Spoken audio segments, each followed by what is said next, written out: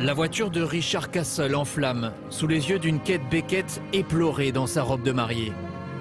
Cette scène finale de la saison 6 de Castle a ému les fans du monde entier.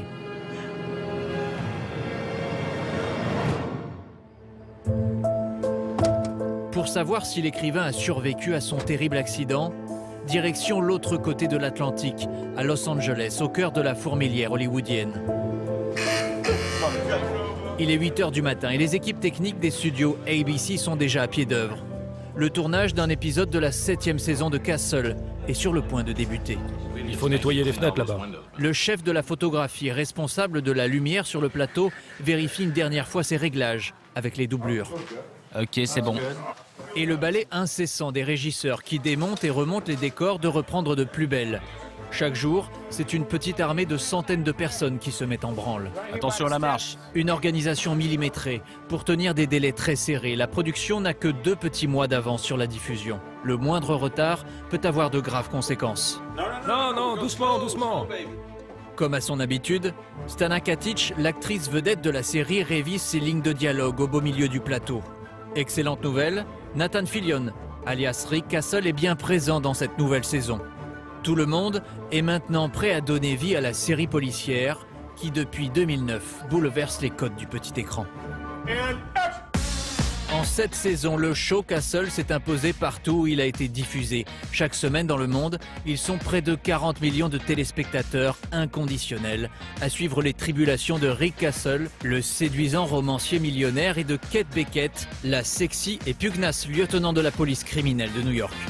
Monsieur Castle? Où voulez-vous que je signe? Lieutenant Kate Beckett de la police de New York. J'aurais quelques questions à propos d'un meurtre commis plus tôt dans la soirée. Ça, c'est nouveau. Dans l'Hexagone, Castle pulvérise de la même manière les records d'audience. Chaque lundi à 20 h 50, 6 millions de Français en moyenne sont scotchés devant leur téléviseur, et non Dieu que pour le duo d'acteurs vedettes, Nathan Fillion et Stana Katic. Les 2 comédiens inconnus jusqu'alors et désormais célèbres dans le monde entier ont accepté de répondre à nos questions pour nous aider à percer le mystère Castle. Rendez-vous sur France 2. Anything else? Toutes les équipes travaillent très dur parce qu'ils croient en ce que nous faisons. Pour une soirée spéciale. Ok, d'accord. Non. Pour la première fois depuis la création de la série, la production américaine a autorisé les caméras de France 2 à pénétrer l'envers du décor. Venez. Nous allons vous raconter les secrets de cette success story. Les acteurs, le créateur de la série, les hommes de l'ombre qui œuvrent en coulisses, tous les membres de la famille Castle se livreront sans tabou sur leur formidable aventure. S'il te plaît, Bill, les Français sont là. Vous verrez comment la série Castle a engendré un phénomène littéraire sans précédent dans l'histoire de la télévision. Mettez-vous en ligne. Et nous découvrirons l'incroyable impact de la série sur des millions de fans à travers le monde. Plongez maintenant dans les arcanes du château le plus secret d'Hollywood et démasquons les coupables de ce meurtre télévisuel parfait. Bienvenue dans Castle, les secrets d'une série phénomène.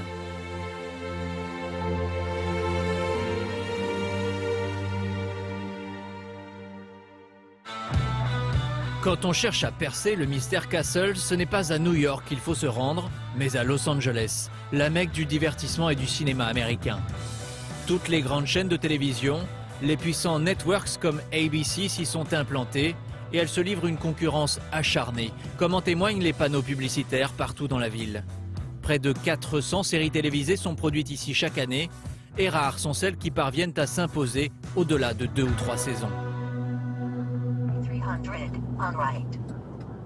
Pour comprendre comment le show Castle bat, lui, les records de longévité, nous devons nous rendre à 5300 Melrose Avenue, la même où furent construits naguère les premiers studios hollywoodiens.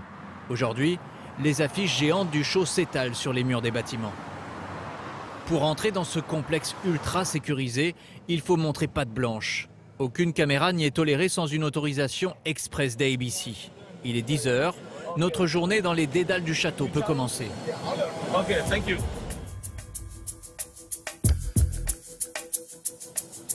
Le plateau 12 des studios Raleigh. Nous investissons le lieu du crime, là où le gang Castle se réunit chaque jour depuis 7 ans.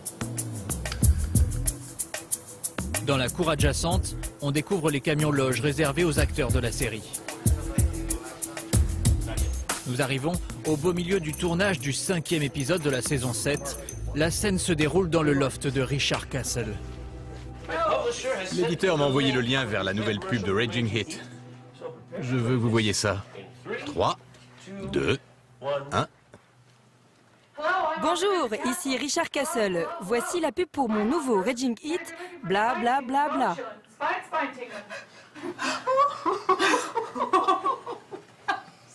Qu'est-ce que c'est que ça? Il reste encore 4 prises à effectuer. Nous laissons un instant les équipes à leur travail et nous nous éclipsons discrètement.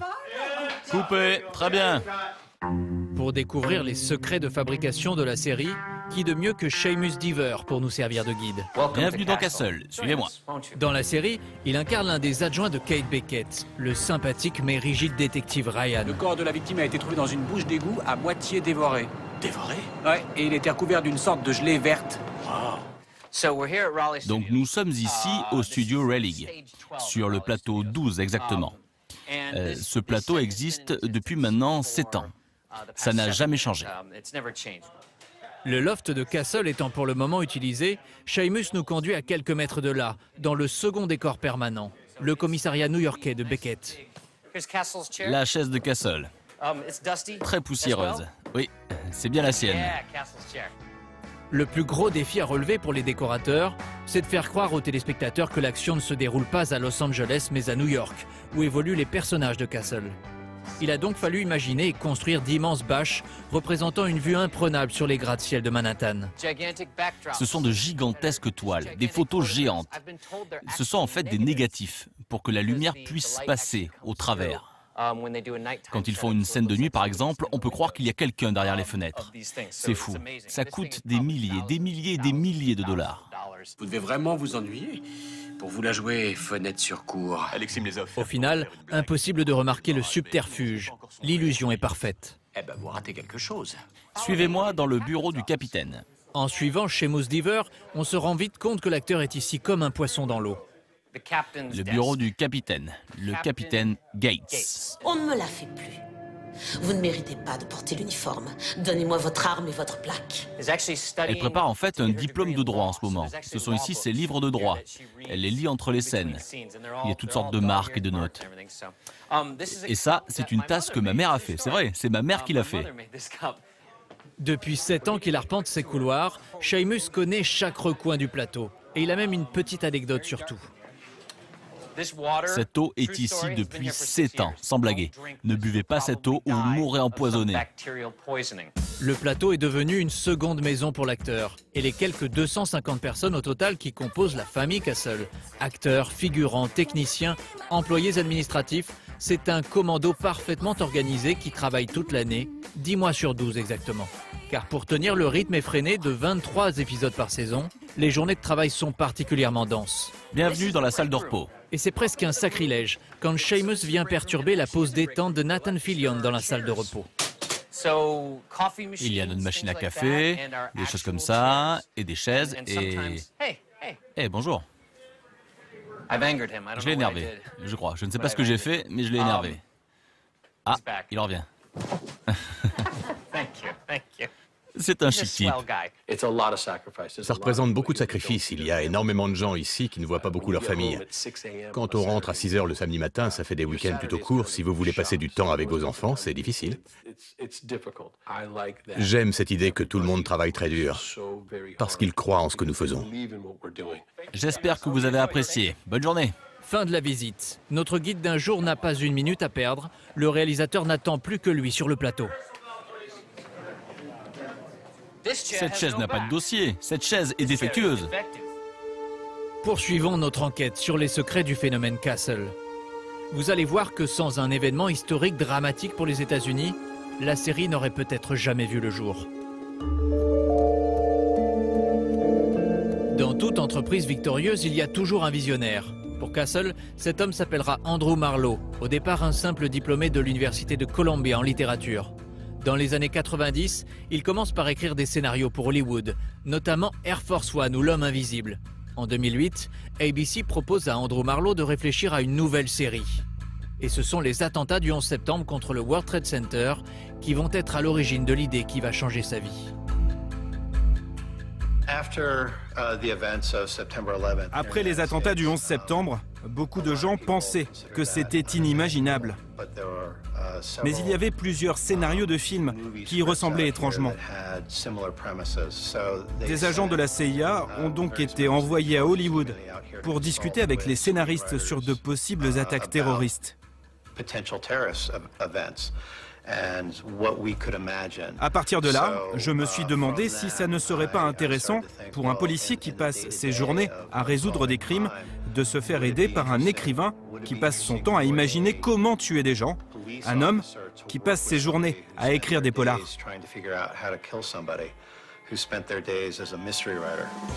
Un écrivain qui joue au policier, l'idée n'est pourtant pas nouvelle. Dans le passé, une autre série bien connue, Arabesque, s'y était déjà essayée avec succès. Andrew Marlowe décide donc de dépoussiérer un vieux concept télé et de le revisiter entièrement. Courant 2008, il s'enferme avec son bataillon de 10 scénaristes et se met à l'ouvrage. Son idée directrice, faire de Castle une série novatrice originale avec son propre univers, un show addictif dont on ne peut plus se passer. De prime abord, Castle est une série policière de facture très classique, portée par un binôme d'enquêteurs charismatiques à la manière du Mentaliste ou de Bones. À chaque épisode, il y a un meurtre que les policiers vont tâcher d'élucider. Mais la série innove en s'appuyant sur la forte personnalité de Castle, un écrivain fantasque et immature, assez horripilant. Castle arrive toujours à s'en sortir. Il fait constamment ce qu'il a envie de faire, tout le temps. Et il s'en sort. Si je connaissais Castle dans la vraie vie, je crois que je lui mettrais un coup de poing dans la figure. Parce qu'il m'énerverait trop. Il en fait trop. Il est trop. Castle est ingérable, mais une fois rentré à la maison, il redevient un fils aimant et un bon père de famille, à l'écoute de sa fille Alexis. Le lieutenant Beckett t'avait pas interdit de prendre des photos des scènes de crime? Ah oui? Elle me l'a interdit? Elle a toujours été la voix de la raison. Dans le fond, c'est ce qui permet à son père de rester un grand enfant. Et je pense que c'est aussi grâce à sa grand-mère qu'elle est très mature pour son âge. Les scénaristes vont ensuite s'appliquer à inventer des meurtres toujours plus imaginatifs que les théories souvent fumeuses de Castle cherchent à expliquer. L'horloge a été commandée par une société secrète qui voulait compter le temps qu'il reste avant la fin du monde. Une société secrète de Père Noël qui sont les gardiens du temps. Oh oh oh! Oh, c'est bon ça! Ne dites pas espion. Ou mafia. La mafia qui tue un espion? Le tueur est un zombie! Car la patte Castle, c'est son humour omniprésent, une vraie singularité qui l'a tout de suite démarqué de la concurrence, plus sérieuse sur la procédure, comme Les Experts ou NCIS. Dans Les Experts, quand ils font ce genre de choses, il y a toujours de la musique et très peu de lumière. C'est un peu comme dans les pornos. Fermez-la, Castle. Ce ne sont pas des histoires trop graves, et ce n'est pas non plus de la pure comédie. Les gens apprennent à connaître des personnages et ils s'y attachent. Ça ne se prend jamais trop au sérieux. Le sang et le gore sont toujours filmés à distance et ça ne tombe jamais dans le glauque comme la plupart des séries policières. C'est comme une bonne part de dessert à la fin du repas. Mais le véritable coup de génie des scénaristes, c'est d'avoir su mettre en image une des plus belles love stories que la télé ait connues. Une romance aux accents shakespeariens pleine de rebondissements et d'actes manqués qui va mettre en émoi les femmes du monde entier. Et pour nous en convaincre, quittons un instant les États-Unis et retournons en France. Un soir de la semaine pas vraiment comme les autres, au milieu de la campagne alsacienne. Nathalie, Michel et Yvette sont 3 mères de famille que la drogue Castle a rendu accro. La série a transformé leur soirée télé du lundi soir en véritable rituel. La suite du triple tueur, l'empreinte d'une arme, c'est l'arme. La fille qui est bétonnée, là. Allez, on a 3 heures de Castle, hein, pratiquement. Et alors, quand on aime, on compte pas.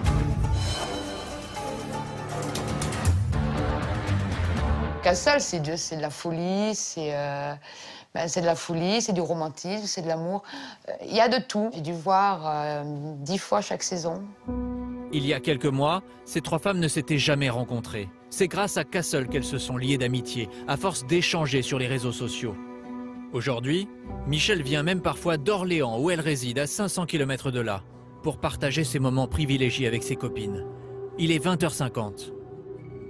Ah, ça y est. Gatsby, allez, arrête. La grand-messe peut débuter. Ah oui, c'est vrai que ça démarrait par ça. Là. Oui. C'est ça, enfin, quand il s'est trouvé piégé parce qu'il a été voir. Hein. Au mauvais endroit, au mauvais moment. Et voilà. Ah ouais, j'adore là quand il arrive avec son... Et tu sais pourquoi? Parce qu'il n'y a pas de meilleure idée au monde. Castle, je ne vais pas aller me marier dans l'espace. Pourquoi? On pourrait être les premiers. Le vol spatial commercial sera bientôt... Tu te marres quand même dans cette série, ce que tu n'as pas dans d'autres. Non. Par hasard, je suis tombée sur cette série et je suis vraiment devenue accro à partir de la saison 3. C'est comme une drogue? Ah, totalement, hein. Je suis accro à fond. Parce que quand j'étais petite... Les trois femmes commentent, analysent chaque scène. Elles connaissent la love story de Castle et Beckett sur le bout des ongles. Elle me fait rêver. Elle me fait rêver parce que, je veux dire, tout le monde a envie de vivre une histoire pareille. L'histoire d'amour entre les deux acteurs principaux, entre Beckett et Castle, est phénoménale. Jamais une histoire d'amour n'a été filmée comme ça dans une série. Si ça pouvait être tous les jours, moi, les épisodes, ça serait génial. Hein. Une semaine, c'est long à attendre. Hein. Et puis, alors, 4 mois, n'en parlons pas.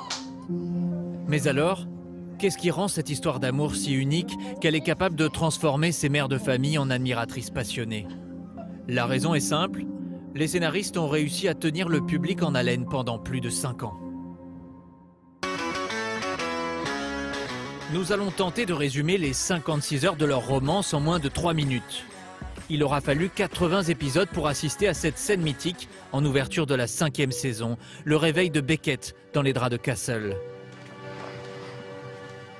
Je t'ai fait un café. Alors c'était pas un rêve?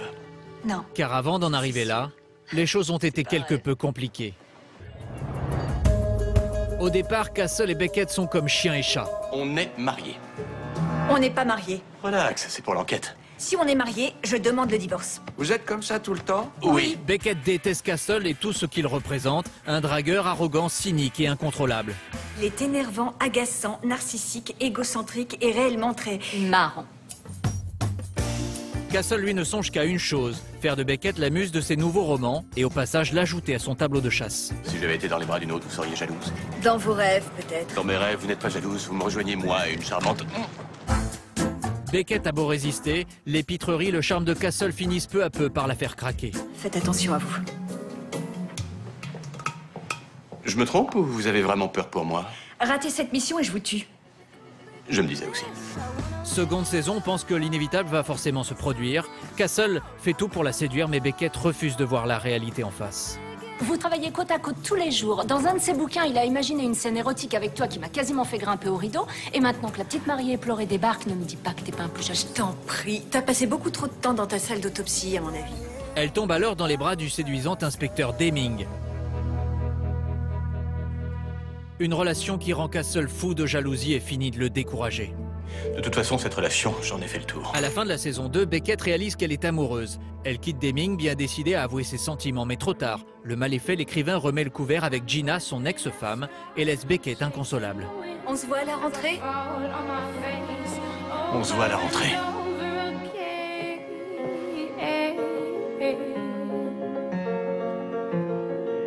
Saison 3, la relation entre Beckett et Castle reprend dans un climat plutôt tendu. Castle, rentrez chez vous. Retournez à vos Hampton, à votre ex-femme et à vos séances de dédicace. Lors du 46e épisode, pour les besoins d'une enquête, ils se donnent enfin leur premier baiser.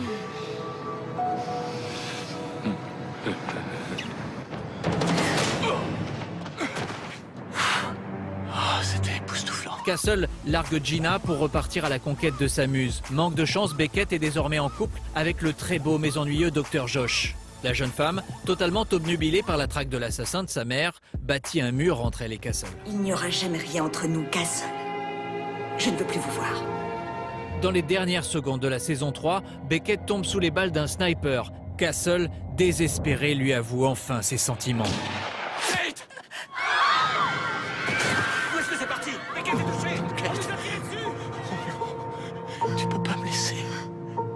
Je t'aime, Kate. Je t'aime, Kate. Saison 4, Beckett est sauvée in extremis. On se dit que cette fois, elle va sauter au cou de Castle. Que nenni, elle fait mine d'être amnésique et d'avoir oublié sa déclaration. Vous ne vous souvenez pas du tout? Non. Il y a certaines choses, paraît-il, qu'il est préférable de ne pas se rappeler. Les enquêtes reprennent. Castle est prêt à se montrer patient lorsqu'il découvre que Beckett lui ment depuis 1 an. Il a le sentiment d'avoir été cruellement trahi, mais quand la vie de Beckett se retrouve encore menacée, Castle déclare alors sa flamme. J'ai été là pendant 4 ans. 4 ans à attendre que vous ouvriez les yeux pour voir que j'étais là pour vous seul. Je suis plus qu'un coéquipier.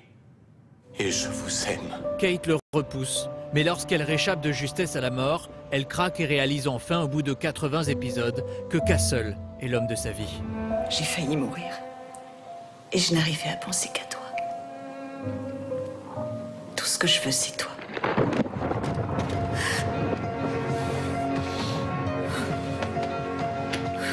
Et depuis, alors qu'on les imaginait rouler tranquillement sur la route du bonheur qui conduit au mariage, tout va une nouvelle fois s'effondrer lors du final de la saison 6.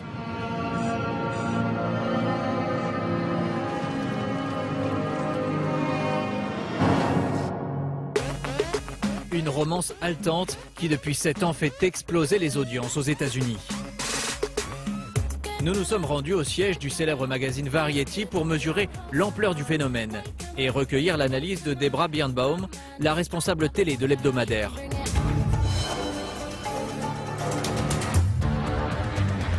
C'est un incroyable succès. Il y a 10 millions de téléspectateurs à chaque diffusion. Pour un show comme celui-ci, c'est un énorme score, aussi bien pour ABC que pour le marché américain. Et ce qui est plus important, c'est qu'elle ne montre aucun signe d'essoufflement. Vous savez, les séries aujourd'hui ont des durées de vie de plus en plus courtes, parce que les téléspectateurs ont du mal à rester concentrés sur une seule série. Il y a tellement de choix, la compétition est féroce. Mais on voit qu'avec Castle, le public est très fidèle. Les gens veulent voir ce couple vivre ensemble, donc le fait que la série existe toujours dans ce contexte est réellement exceptionnel. Dans la jungle de la concurrence, Castle a donc réussi à tirer son épingle du jeu. Il est temps désormais pour nous de rencontrer l'un de ces hommes de l'ombre, sans qui rien n'aurait été possible. Retour sur les plateaux de tournage. Les acteurs seront bientôt en pause. Nous allons enfin avoir la chance d'interroger les 2 héros de la série, Nathan Fillion et Stana Katic. Dans quelques instants, ils nous diront ce que la série a changé dans leur vie. Mais en attendant, faisons la connaissance d'Alfred Soll, le chef décorateur. Allez, venez. C'est lui qui a imaginé l'écrin dans lequel évolue le héros de la série. Bienvenue dans le loft de Castle. Eh bien, voici un tableau parfait représentant la douceur du foyer. Au départ, l'idée, c'était qu'il était un écrivain célibataire, très célèbre. Et j'ai voulu que le loft soit très chaleureux, masculin et accueillant.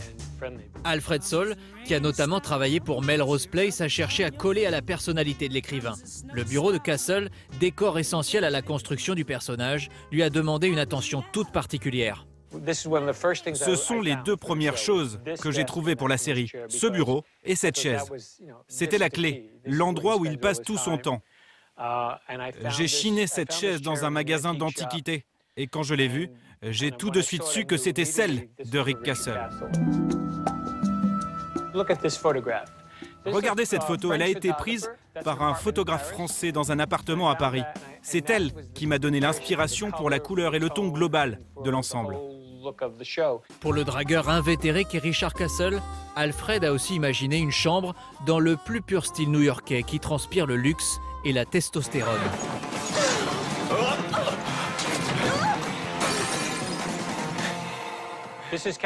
Nous sommes dans la chambre de Castle. C'était très important qu'elle soit sexy et masculine. Après tout, Castle a eu beaucoup de petites amies. Ce lit a vu passer ses nombreuses conquêtes. Tu es un sale type, Zach Robinson. Un maître chanteur, un salaud, une ordure de la pire espèce.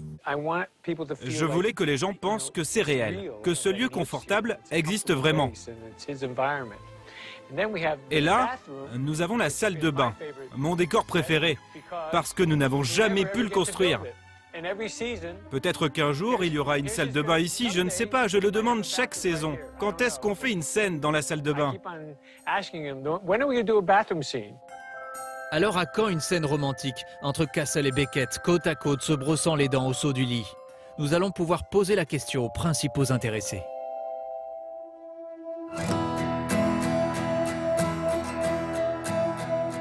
Le tournage du 5e épisode de la nouvelle saison se poursuit toujours à un rythme soutenu. Plus que quelques minutes de patience et nous pourrons cuisiner les deux principaux coupables dans cette affaire, Nathan Fillion et Stana Katic. Le temps pour eux d'en finir avec cette scène. C'est pour ça que je déteste les réseaux sociaux. Quand ça sort, on n'a plus aucun contrôle. Les gens peuvent prendre un moment intime et le sortir de son contexte. Bon, ok, on va la refaire. On a l'impression que tu marches un peu de travers. Qui marchait de travers? Toi. S'il te plaît, Bill, les Français sont là. Nous avons reconstitué cette scène, nous vous la livrons maintenant en exclusivité. Dans quelques instants, vous assisterez aux interviews exceptionnelles de Nathan Fillion et Stana Katic. Les deux stars nous diront tout de l'aventure qui a bouleversé leur vie. Nous plongerons au sein de la communauté des fans de Castle et nous vous expliquerons comment la série est devenue un phénomène littéraire sans équivalent dans l'histoire de la télévision.